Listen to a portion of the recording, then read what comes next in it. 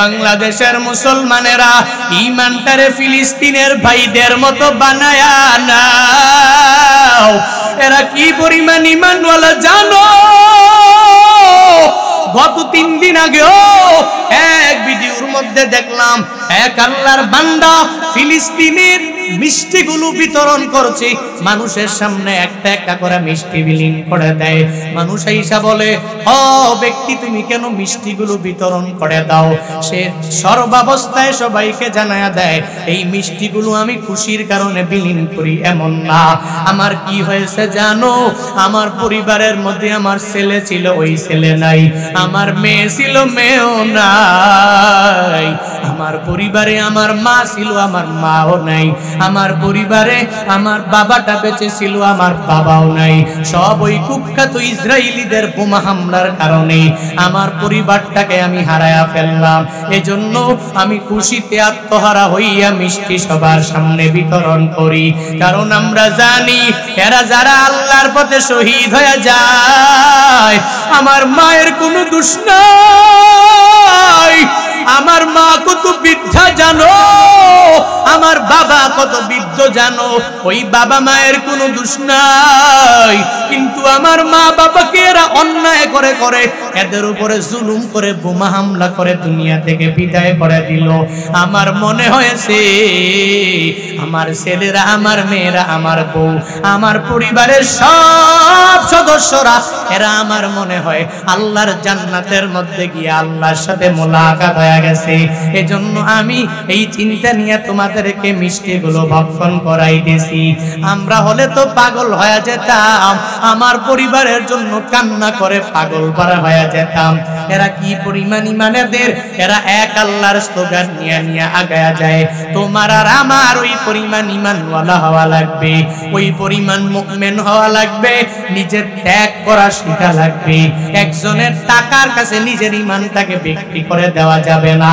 একজনের পয়সার কাছে, বাড়ি গাড়ির কাছে নিজের ঈমানটাকে বিক্রি করে দেওয়া যাবে না। ক্ষমতা, নেতৃত্ব, কর্তৃত্বের কাছে নিজের ঈমানটাকে পশ্চিম কালেও বিলীন করে দেওয়া যাবে না, বিক্রি করে দেওয়া যাবে না। ফিলিস্তিনের ঘটনা শুনে কত মানুষেরা চোখের পানি ফেলায়া কান্না করেছে। এই যে কয়েকদিন আগেও আর একটা ঘটনা দেখে আমি নিজেও চোখের পানি ধরে রাখতে পারি নাই। অনেকক্ষণ যাবত এই ভিডিওগুলো আমি দেখলাম, এরা কি পরিমাণ কষ্টের মধ্যে পরে পরে ঈমান ছেড়ে এরা যায় না। শুধু ইহুদিদের কাছে যাইয়া যদি বলে আমরা তোমাদের সঙ্গে আছি, এদেরকে আর কেউ মারবে না, এদের উপরে আর কেউ বোমা হামলা করবে না, এত কষ্ট নিয়ে এরা চলে। ওই ফিলিস্তিনের মধ্যে একটা শিশু কন্যার নাম হলো জুবাইদা। ফিলিস্তিনের জমিনটা বড় উর্বর, বর্তমানে চলছেও বসন্ত। ওই ফিলিস্তিনে এখন সুন্দর সুন্দর গাছের মধ্যে পাতাগুলো গজে যায়। পাতাগুলো কি সুন্দর করে গজায়, প্রজাপতিগুলো একটা গাছ থেকে আরেক গাছের মধ্যে যায়, একটা পাতা থেকে প্রজাপতিগুলো আর একটা পাতার মধ্যে চলে যায়। কত সুন্দর ফুল ওই ফিলিস্তিনের মধ্যে বর্তমান। শিশু কন্যা জুবাইদা 4 বছরের বাচ্চাটা প্রতিদিন বাবারে নিয়ে নিয়ে বিকেল বেলা বাবা যখন অফিস থেকে চলে আসে, ওই বাবারে নিয়ে নিয়ে নিয়ে গাছের কাছে চলে যায়, আর যাইয়া প্রজাপতিকে দৌড়ায়, একটা ফুল সিরা সিরা এরপরে নিয়ে নিয়ে চলে আসে। আর ওই ফুলের ঘ্রাণটা নিজের নাকের মধ্যে নিয়ে নিয়ে নিজেকে অনেক পরিমাণ গর্বিত মনে করে। আল্লাহর বান্দা, তার বাবার নাম হলো আবুল কাসেম। উনি একটা বিস্কুট ফ্যাক্টরি, ওই ফ্যাক্টরির সুপারভাইজার হিসাবে কাজ করে। উনি নিজেই বলে, আমি প্রতিদিন বিকেল বেলা আমার মেয়েটার জন্য বিস্কুট থেকে, বিস্কুট ফ্যাক্টরি থেকে বিস্কুট নিয়ে নিয়ে যাই। এমন কোনো বিকাল নাই আমার মেয়েটার জন্য আমি এমন কিছু নিয়ে যাই না। যদি পারি বিস্কুট নিয়ে যাই, যদি পারি অন্য একটা মজা আমার পুটলির মধ্যে নিয়ে নিয়ে নিয়ে যাই। কিন্তু হে মানুষেরা, আমাদের অবস্থা ভালো না।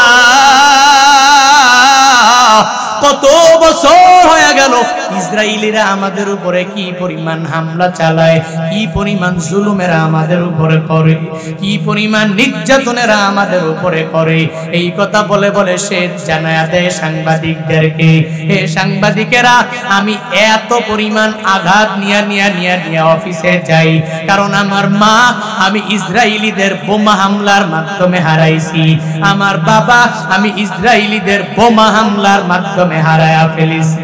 আমার একটা কন্যা সন্তান আছে, যেই সন্তানটারে লইয়া বিকেল বেলা আমি সুন্দর করে প্রজাপতি দেখার জন্য যাই, আর আমার সন্তানটাও আমার জন্য ওয়েটিং এ থাকে। এই কথা তিনি বলেন একদিন আমি আমার মেয়ের জন্য বিস্কুট নিয়া আমার বাসার মধ্যে রওনা হয়ে গেলাম। আমি যাওয়ার পরে আমার কন্যা আমায় বলে, বাবা চলো প্রজাপতি প্রতিদিনের মতো দৌড়ানোর জন্য চলো যাই। আমি আমার কন্যা সন্তানটাকে হাতের মধ্যে লয়া প্রজাপতি দৌড়ার জন্য রওনা হয়ে গেলাম। একটু দূর যাওয়ার পরে হঠাৎ করে আমি একটা বিকট আওয়াজ শুনে গেলাম, আর ওই বিকট আওয়াজের পরে আমার মনে হয় আমি আর কোনো কিছু চোখের মাধ্যমে দেখতে পাই না। আমি হঠাৎ করে মাটিতে পড়ে গেলাম, আর প্রজাপতি পর্যন্ত আমার যাওয়া পসিবল হয় নাই। আমার কন্যা সন্তানটা ওই পাকা পিচ ঢালাই রাস্তার মধ্যে পরে পরে আমার আঙ্গুলের মধ্যে ধরে ধরে বলে, ও বাবা আমার আজকে প্রজাপতি দেখা হবে না, ও বাবা তুমি আমার বিদায় দাও, আমি আর দুনিয়াতে থাকবো না, আর জীবনে প্রজাপতিও ধরা হবে না গো বাবা, আর জীবনে তোমাকে সঙ্গে লইয়া আর কোনো ফুল ও বসন্তকালে দেখতে আমি যেতে পারবো না গো বাবা। ওই বাবার আঙ্গুলে ধরে ধরে বাবা বাবা বাবা বলে ডাক দেয়। একটু পরে যখন রাস্তার মধ্যে জ্ঞানটা ফিরে যায়, তাকায়া দেখে শিশু কন্যা জুবাইদা আর দুনিয়ায় নাই। সেও ঠিক মতো হাঁটতে পারে না, চলতে পারে না। কন্যা সন্তানটার পেটের মধ্যে নিজের নাকটা নিয়ে বারবার একদিক থেকে আরেক দিকে ঘষাঘষি করে আর চোখের পানি ফালায়া কান্না করে আর বলে, এ আমার কন্যা তুই আমায় ছেড়ে কোথায় যাও? তুই কি আমাকে নিয়া আর প্রজাপতি দৌড়ানোর জন্য কি যাবা না? আমি বাবারে নিয়া তুই কি আর ফুল দেখার জন্য যাবা না? ও কন্যা সন্তান রে, আমি তোরে ছাড়া এই দুনিয়াতে থাকতে পারবো না। তিনি বলেন, আমি কন্যা সন্তানটার জন্য বড় পাগল পারা হয়ে গেলাম। আমার মাও হারালাম, আমার বাবাটাও আমি হারায়া ফেললাম, আমার কন্যা সন্তান শিশু জুবাইদাকেও হারাইয়া এবার আমি বড় অসহায়। এই ফিলিস্তিনের মধ্যে আমার কেউ নাই, এর উপরও আমি ভেঙ্গে পড়ি নাই, কারণ আমি জানি আমরা মাজলুম, আমরা অত্যাচারিত হওয়ার কারণেই জালেমরা আমাদের উপর জুলুম করে, নির্যাতন করে। আমরা এক আল্লাহকে মেনে দুনিয়ার মধ্যে চলি, আর এক আল্লাহকে মানে যারা, এরা পরাজয় হয় না, এরা মনটাকে ভেঙ্গে দিতে পারে না। এরা ডিপ্রেশনেও পড়ে না, কোনো হতাশার মধ্যে এরা পড়তে জানে না। সব হারাইয়া এরপরেও ভাইটা জানায়া দেয় দুনিয়ার মানুষেরা, শুনে নাও, আমি ফিলিস্তিনের যুবক, আমার কন্যা সন্তান হারাইয়া, আমার পরিবার সব আত্মীয় স্বজন আমি হারাইয়া, আমি যদিও একা হয়ে গেলাম, এরপরে ইহুদিদের বিরুদ্ধে মৃত্যু পর্যন্ত আমি লড়াই করে যাব।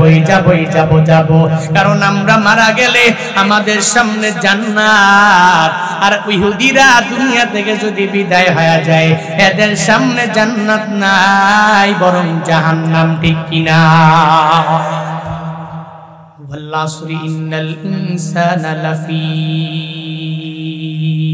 খুসর ইল্লাল্লাযীনা আমানু ওয়া আমিলুস সালিহাত ওয়া তাওয়াসাউ বিল হাক্কি ওয়া তাওয়াসাউ বিস সাবর। আল্লাহ বলেন, সময়ের কসম, আল্লাহ আসরের কসমগুলো দুনিয়ার মানুষের সামনে খাইলেন। কেন সূরা আসর নাজিল করলেন? কুফারেরা, কাফেরেরা, মুশরিকিনেরা নবীর দরবারে যায় যায় বলতে লাগলো, হে মুহাম্মদ, তুমি যে আল্লাহর কথা বলো, নবীর কথা বলে বলে বলে বলে বেড়াও, নবী তুমি আর আল্লাহ তোমার একজন আছে। ওই দলে তোমার দলের লোকদেরকে নিও না, কারণ এরা ওই দলে গেলে ক্ষতিগ্রস্ত হয়ে যাবে। আমাদের মূর্তির অভাব নাই, এতগুলো মূর্তি আমাদেরকে সুন্দরভাবে শান্তিতে রাখতে পারে না। তুমি এক আল্লাহর গুণগান গাও, তোমার এক আল্লাহ তো তোমাকে শান্তির মধ্যে রাখতে পারবে না। তুমি ক্ষতিগ্রস্তের মধ্যে পড়ে গেছো, তোমার যারা আশেপাশের লোকেরা আছে এরা সবাই ক্ষতিগ্রস্তের মধ্যেই পড়ে গেল। নবীজির কাছে আসিয়া যখন এরা এই কথা বলতে লাগলো, আল্লাহ বলেন হবে না, হবে না, হবে না। কারা লাভবান আর কারা দুনিয়াতে ক্ষতিগ্রস্ত এটা আমি আল্লাহর জানানো লাগবে। আল্লাহ বলেন, হে জিবরাইল যাও যাও, সূরা আসর নিয়ে নবীর দরবারে হাজির হয়ে যাও আর নবীকে গিয়া গিয়া জানায়া দাও। তার নবী যেন পরে পরে এদেরকে শোনায়া দেয়, আমি আল্লাহ প্রথমতই আসরের কসম করে আমি আল্লাহ জানায়া দিলাম। এক নাম্বার সময়ের কসম কাটলাম আমি আল্লাহ। কেন? মুফাসসিরিনে কেরামগণ জানায়া দেয় সময়ের কসম কাটা লাগবে কেন? বাইতুল্লাহ কাবা যেটা হলো বালাদে আমিন, আল্লাহ এই জায়গায় বলদে আমিনের কসম কাটতে পারতেন, আল্লাহ কাটেন নাই। আল্লাহ মদিনার কসম কাটলে পারতেন, কিন্তু মদিনার কসমটাও আল্লাহ কাটলেন না। আর দুনিয়াতে ফিলিস্তিনের মতো জায়গা, সিনাই পর্বতের মতো জায়গা, এত দামি দামি স্থান থাকার পরেও আল্লাহ কসম কাটেন নাই। আল্লাহ পাক সময়ের কসম কেন কাটলেন? মুফাসসিরিনে কেরামগণ জানায়া দিলেন, মানুষগুলো সময়ের মধ্যে তাদের কার্যক্রমগুলো শেষ করে নেয়। যে কাজ করে দিনের বেলা ও রাতের বেলা আরামের মধ্যে ঘুমায়া যায়, আর যেই বান্দা রাতের বেলা নাইট ডিউটি করে, ও বান্দা দিনের বেলা কোনো কাজ করে না, ও দিনের বেলা জোহর পর্যন্ত ঘুমায়া যায়। দিনের বেলা ঘুমানেওয়ালা রাতের বেলা কাজ করে, আবার রাতের বেলা ঘুমানেওয়ালা দিনের বেলা কাজ করে। আল্লাহ পাক রব্বুল আলামিন এজন্যই সময়ের কসম খাইয়া এদেরকে জানায়া দিলেন, তোমরা যে দিনের বেলায় কাজ করার জন্য মাঠে চলে যাও, আর রাতের বেলা বিভিন্ন অফিসে বিভিন্ন আদালতে তোমরা দৌড়ে যাও, এই যে দিন এবং রাত, এই দুই দিন এবং রাতের মালিক দুনিয়ার কোনো বান্দা না, দুনিয়ার কোনো এমপি না, দুনিয়ার কোনো মন্ত্রী না, দুনিয়ার কোনো মানুষও না। এই দিন এবং রাত আর সময়ের রক্তের মালিক একজন, চিল্লায়া বলো তার নাম। আল্লাহ বলেন, এরে মানুষ, দুনিয়াতে যত বড় বড় মেম্বার অফ পার্লামেন্ট তুই দেখো না কেন, দুনিয়ার যত বড় মন্ত্রী তুই দেখো না কেন, যাদের হাতের মধ্যে কোনো পাওয়ারের অভাব নাই, যাদের বডির মধ্যে পাওয়ারের অভাব নাই, যারা মানুষের উপর জুলুম করতে জানে, যাদের হাতে ব্যাংক ব্যালেন্স টাকা পয়সার অভাব নাই, এরা যদি চেষ্টা করে আজকে দিনের বেলা সূর্যটা অস্ত যাবে 10 মিনিট পরে যাবে, আজকে দিনের বেলা সূর্যটা উদিত হয়ে যাবে, তবে আমার কথা অনুযায়ী 10 মিনিট পরে উঠবে, দুনিয়ার কোনো মানুষ পারবে না, পারবে না, পারবে না, পারবে না। কারণ এই সময় এটা তো দুনিয়ার কোনো মানুষের কথার মাধ্যমে চলে না, এই সময় কথা মানে কার? আল্লাহর কথা মানে সময়।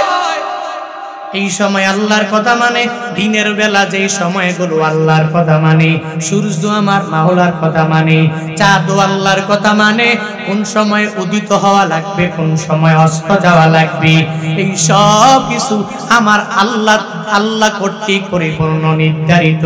আল্লাহ পাক যখন যেটাকে বলে আল্লাহর আদেশ মেনে মেনে মেনে মেনে এটা ঘুরে যায়, আল্লাহর আদেশ মেনে মেনে মেনে মেনে পরিবর্তন হয়ে যায়।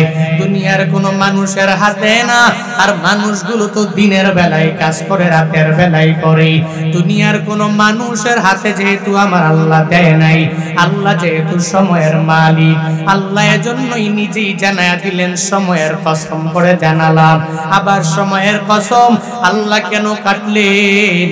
মুফাসসিরিনে কেরাম সুন্দরভাবে জানায়া দিলেন মানুষেরা সময়ের কসম কাটার একমাত্র কারণ হলো ওই সময়ের মধ্যে বান্দা তুমি সময় নিয়ে ঘোরাফেরা যাই করো।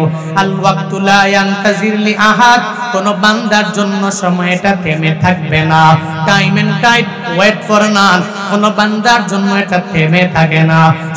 স্রোতের গতিতে চলবে, দৌড়ে চলে যাবে, তুমি বাধা দিয়েও রাখতে পারবা না। আবার সময়ের মধ্যে যদি সময়ের কাজগুলো করে নাও, কাজগুলো করলে সময়গুলো কাজে লাগবে। আর তুমি যদি সময়টারে কাজে না লাগাও, যৌবনকাল বান্দা তোমার থাকবে না, অটোমেটিক্যালি বৃদ্ধ বয়সে পতিত হওয়া লাগবে, অটোমেটিক বৃদ্ধ হয়ে যাওয়া লাগবে। এজন্যই তো ওই সময়ের গুরুত্ব আল্লাহ বিভিন্ন জায়গায় দিতে বললেন। আল্লাহ বলেন, এ মানুষেরা তুই সময়ে থাকতে আয়, এই দুনিয়াতে ক্ষতিগ্রস্ত হয়েছো, তুই লাভবান হওয়ার জন্য আমি আল্লাহর দরবারে চলে আয়। লাভবান যদি হতে চাও আমার আল্লাহর পথে দৌড়াইয়া আগায়া যাও। ওয়াসারিউ ইলা মাগফিরাতিম মির রাব্বিকুম ওয়া জান্নাতিন আরদুহাস সামাওয়াতু ওয়াল আরদ।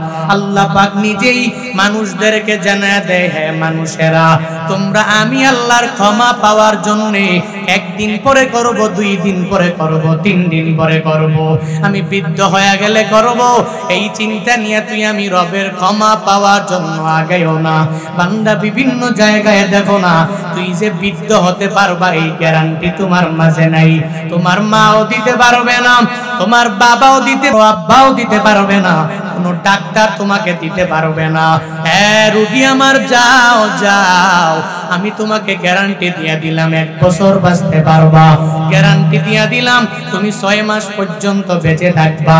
পৃথিবীর কোন বান্দা এই গ্যারান্টি দিতে পারে না, পারে না, পারে না, পারে না। এজন্য সময় থাকতে সময়ের গুণগান দিয়ে পরিপূর্ণ মূল্যটা বুঝে দাও। সময়ের মূল্য নিয়ে যেই বান্দা দুনিয়াতে আগায়া যায়, ও দুনিয়াতেও বড় কামিয়াব, আখিরাতের লাইনেও বড় কামিয়াব হয়ে যায়, ঠিক কিনা? বাংলাদেশের বড় বড় কোম্পানিগুলো দেখবেন, যেই কোম্পানির ম্যানেজিং ডিরেক্টর যারা, এত বড় কোম্পানি চালায় যারা, এত টাকা পয়সার মালিক যারা হয়ে গেল, বাংলাদেশ বাদ দিলাম, বাংলাদেশ ছাড়া বিভিন্ন রাষ্ট্রের মধ্যে যা দেখেন, জাপান বলেন, জার্মান বলেন, অস্ট্রেলিয়া বলেন, আমেরিকা বলেন, নিউ ইয়র্কের মধ্যে, ওখানে গেলে বারংবার দেখা যায় যেই মানুষগুলো এত টাকা পয়সা থাকার পরেও সময়ের মূল্যায়ন কেন দেয়? এদের টাকা পয়সার অভাব নাই, 2, 3টা 4টা করে এদের বাড়ি, এদের গাড়ি ঘোড়ারও অভাব নাই, এরপরেও প্রযুক্তির লাইনে আগায় যাওয়ার জন্য এরা বড় পাগল পারা হয়ে যায়।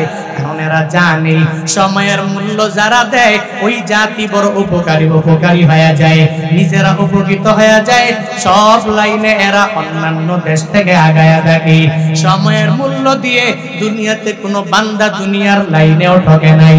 আউলিয়ায়ে কেরাম যারা, সাহাবায়ে কেরাম যারা, এরা সময়ের মূল্য দিয়া আখিরাতের লাইনেও এরা ঠকে যায় না। এরা আখিরাতের লাইনেও ঠকে নাই। সাহাবায়ে কেরাম এরা ঠকছে কেমনে? বলে সময়ের মূল্য দিয়ে দিলেন, কি পরিমাণ জিতে গেলেন। আবু বকর দুনিয়াতেই তো জান্নাতের সার্টিফিকেট পেয়ে গেলেন। ওমর ফারুক আজম রাদিয়াল্লাহু তাআলা আন দুনিয়াতেই জান্নাতের সার্টিফিকেট। ওসমান রাদিয়াল্লাহু তাআলা আন দুনিয়াতেই জান্নাতের সার্টিফিকেট। আলী রাদিয়াল্লাহু তাআলা আন দুনিয়াতেই জান্নাতের সার্টিফিকেট। 10 জন সাহাবা এভাবে জান্নাতের সার্টিফিকেট দুনিয়াতে পাইলেন। এর একমাত্র কারণ এরা সময়ের মূল্য দিতে জানে, সময়টারে মানতে জানে, কোন সময়ে কি কাজ করা লাগবে, ওটা দুনিয়ার হোক আর আখিরাতের হোক মূল্য দিতে জানে।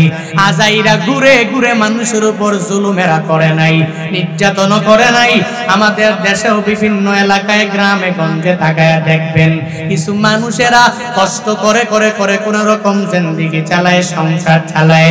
আর কিছু মানুষেরা কাম কাজ নাই, আজাইরা চা দোকানের মধ্যে বসে বসে অমুকে কি করলো, অমুক হুজুরে কি করলো, ওই হুজুরে কত হাতিয়া নিল, অমুক মাইয়া কোন পোলারে নিয়ে বাইকা গেল।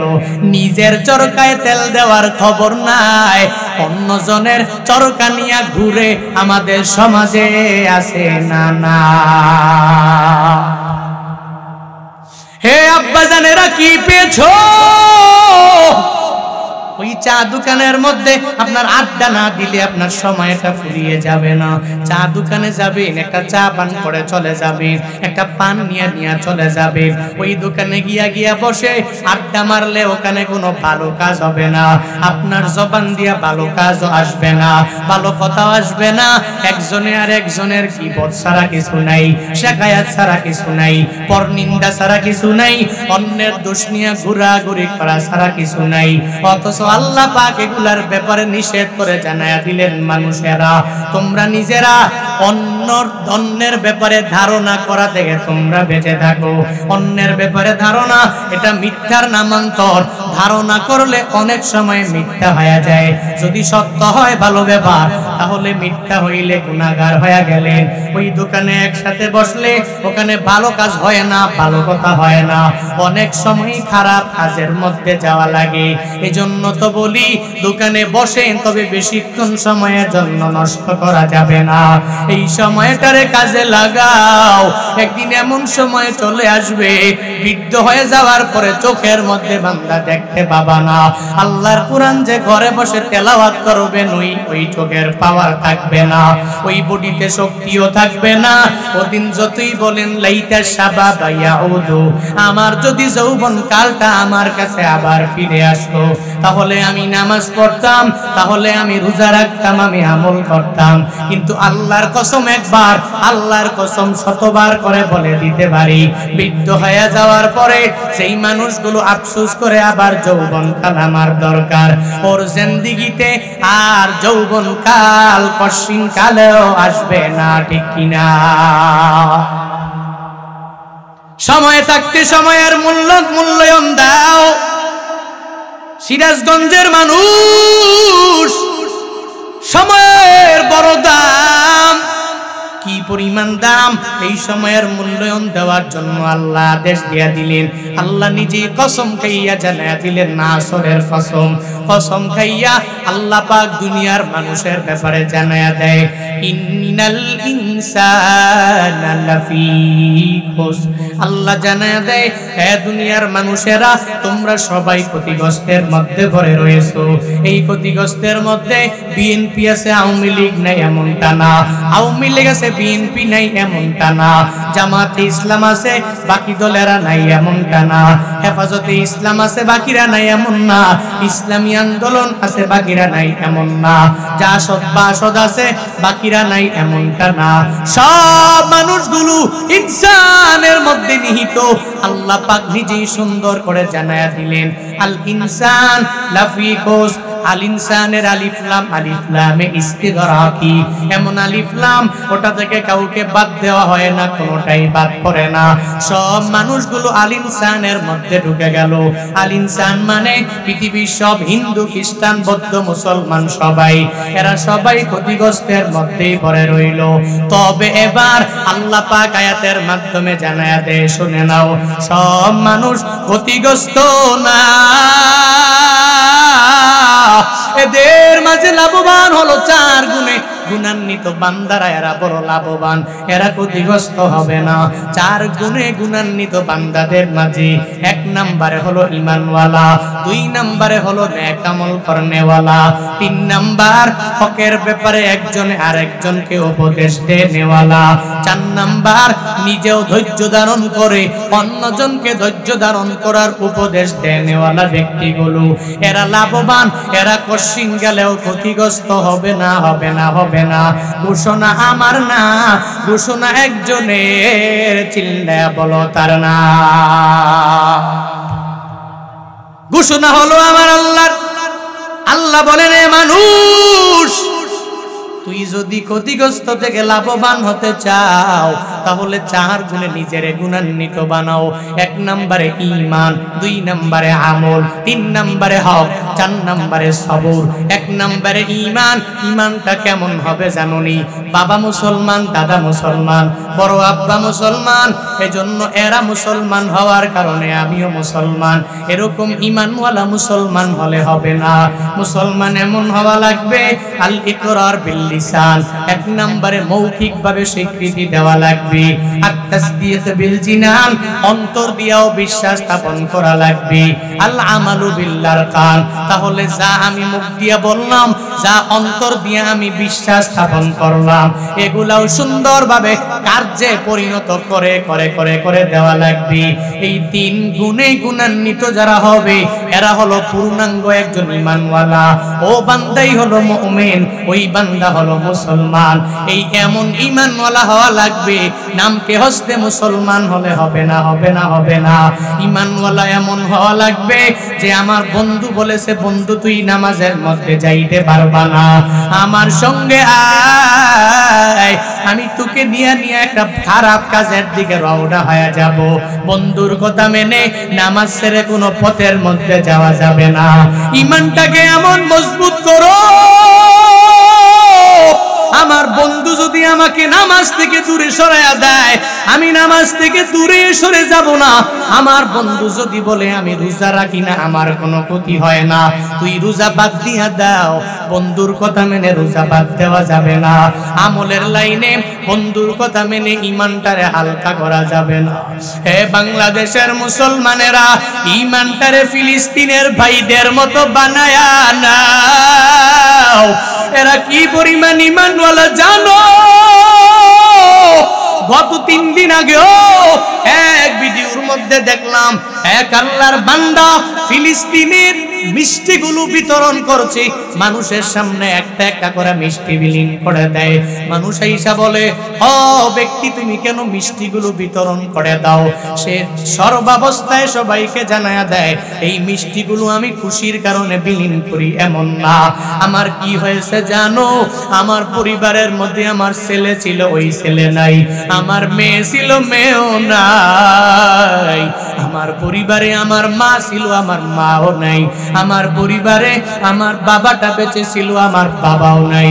সব ওই কুখ্যাত ইসরায়েলিদের বোমা হামলার কারণে আমার পরিবারটাকে আমি হারায়া ফেললাম।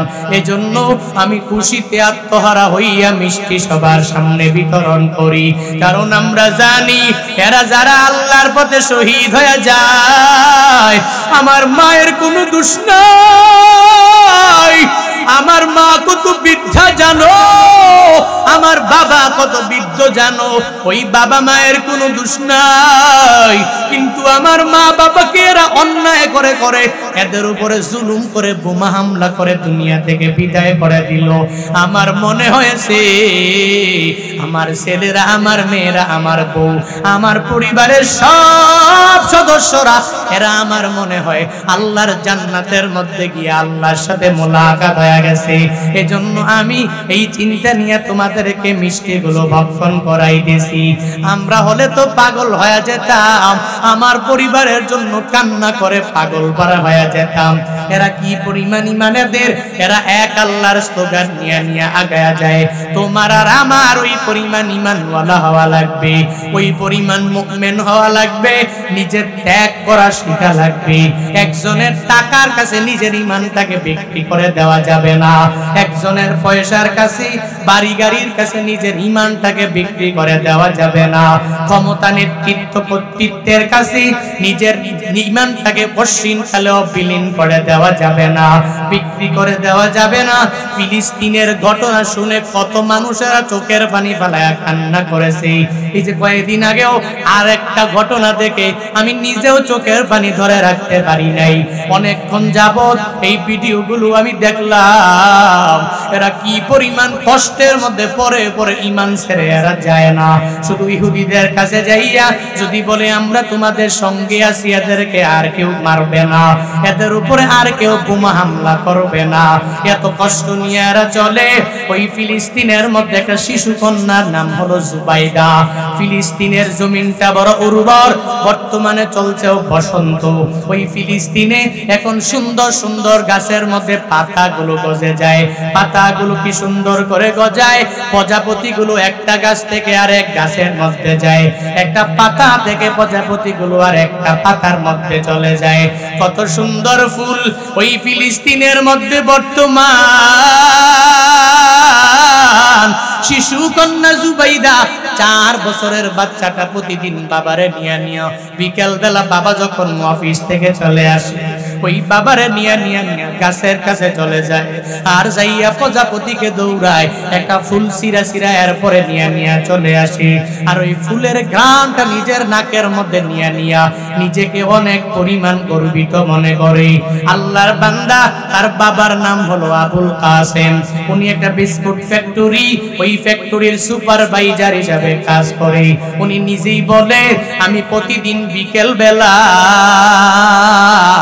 আমার মেয়েটার জন্য বিস্কুট ফ্যাক্টরি থেকে বিস্কুট নিয়ে যাই। এমন কোন বিকাল নাই আমার মেয়েটার জন্য আমি এমন কিছু নিয়ে যাই না। যদি পারি বিস্কুট নিয়ে যাই, যদি পারি অন্য একটা মজা আমার পুটলির মধ্যে নিয়ে যাই। কিন্তু হে মানুষেরা, আমাদের অবস্থা ভালো না। কত বছর হয়ে গেল ইসরায়েলিরা আমাদের উপরে কি পরিমাণ হামলা চালায়, কি পরিমাণ জুলুমেরা আমাদের উপরে করে, কি পরিমাণ নির্যাতনেরা আমাদের উপরে করে। এই কথা বলে বলে সে জানায় দেয় সাংবাদিকদেরকে, হে সাংবাদিকেরা, আমি এত পরিমাণ আঘাত নিয়ে অফিসে যাই, কারণ আমার মা আমি ইসরায়েলিদের বোমা হামলার মাধ্যমে হারাইছি, আমার বাবা আমি ইসরায়েলিদের বোমা হামলার মাধ্যমে হারায়া ফেলেছি। আমার একটা কন্যা সন্তান আছে, যেই সন্তানটারে লইয়া বিকেল বেলা আমি সুন্দর করে প্রজাপতি দেখার জন্য যাই, আর আমার সন্তানটাও আমার জন্য ওয়েটিং এ থাকে। এই কথা তিনি বলেন একদিন আমি আমার মেয়ের জন্য বিস্কুট নিয়া আমার বাসার মধ্যে রওনা হয়ে গেলাম। আমি যাওয়ার পরে আমার কন্যা আমায় বলে, বাবা চলো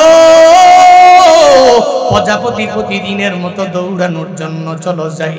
আমি আমার কন্যা সন্তানটাকে হাতের মধ্যে লয়া প্রজাপতি দৌড়ার জন্য রওনা হয়ে গেলাম। একটু দূর যাওয়ার পরে হঠাৎ করে আমি একটা বিকট আওয়াজ শুনে গেলাম, আর ওই বিকট আওয়াজের পরে আমার মনে হয় আমি আর কোনো কিছু চোখের মাধ্যমে দেখতে পাই না। আমি হঠাৎ করে মাটিতে পড়ে গেলাম, আর প্রজাপতি পর্যন্ত আমার যাওয়া পসিবল হয় নাই। আমার কন্যা সন্তানটা ওই পাকা পিচ ঢালাই রাস্তার মধ্যে পরে আমার আঙ্গুলের মধ্যে ধরে বলে, ও বাবা আমার আজকে প্রজাপতি দেখা হবে না,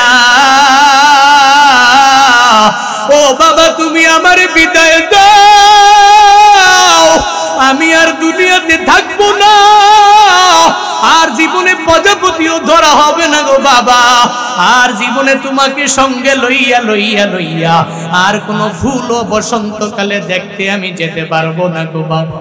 ওই বাবার আঙ্গুলে ধরে বাবা বাবা বাবা বলে ডাক দেয়। একটু পরে যখন রাস্তার মধ্যে জ্ঞানটা ফিরে যায়, তাকায়া দেখে শিশু কন্যা জুবাইদা আর দুনিয়ায় নাই। সেও ঠিক মতো হাঁটতে পারে না, চলতে পারে না। কন্যা সন্তানটার পেটের মধ্যে নিজের নাকটা নিয়ে বারবার একদিক থেকে আরেক দিকে ঘষাঘষি করে আর চোখের পানি ফালায়া কান্না করে আর বলে, এ আমার কন্যা তুই আমায় ছেড়ে কোথায় যাও? তুই কি আমাকে নিয়ে আর প্রজাপতি দৌড়ানোর জন্য কি যাবা না? আমি বাবারে নিয়া তুই কি আর ফুল দেখার জন্য যাবা না? ও কন্যা সন্তান রে, আমি তোরে ছাড়া এই দুনিয়াতে থাকতে পারবো না। তিনি বলেন, আমি কন্যা সন্তানটার জন্য বড় পাগল পারা হয়ে গেলাম।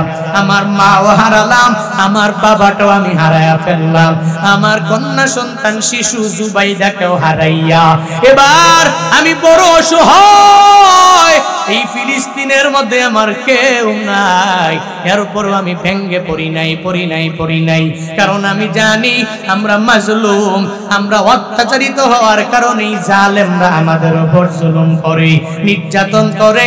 আমরা এক আল্লাহকে মেনে দুনিয়ার মধ্যে চলি, আর এক আল্লাহকে মানে যারা, এরা পরাজয় হয় না, এরা মনটাকে ভেঙ্গে দিতে পারে না। এরা ডিপ্রেশনেও পড়ে না, কোনো হতাশার মধ্যে এরা পড়তে জানে না। সব হারাইয়া এরপরেও বাইটা জানায়া দেয় দুনিয়ার মানুষেরা, শুনে নাও, আমি ফিলিস্তিনের যুবক, আমার কন্যা সন্তান হারাইয়া, আমার পরিবার সব আত্মীয় স্বজন আমি হারাইয়া, আমি যদিও একা হয়ে গেলাম, এরপরে ইহুদিদের বিরুদ্ধে মৃত্যু পর্যন্ত আমি লড়াই করে যাবই। কারণ আমরা মারা গেলে আমাদের সামনে জান্নাত, আর ইহুদিরা দুনিয়া থেকে যদি বিদায় হয়ে যায়, এদের সামনে জান্নাত নাই, বরং জাহান্নাম। ঠিক কিনা?